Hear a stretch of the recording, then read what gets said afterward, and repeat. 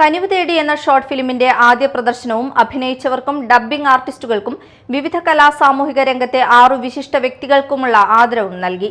കൊടുങ്ങല്ലൂരിൽ നടന്ന പരിപാടി പ്രശസ്ത സീരിയൽ സിനിമാ താരം ഇഷാനി മതിലകം ഉദ്ഘാടനം ചെയ്തു.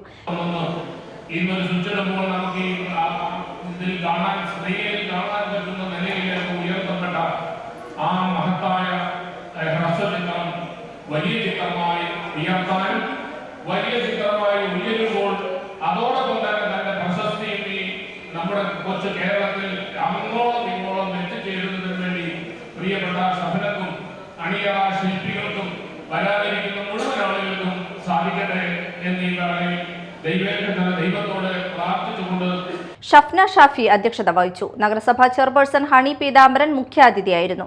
പ്രതിപക്ഷ നേതാവ് TS. Sajeevan, 01 media creations Suresh Vazhappilly, Pramod Mannilthodi, Venu Vennara, Liji Shanakkathil, Sheela Benedict തുടങ്ങിയവർ സംസാരിച്ചു.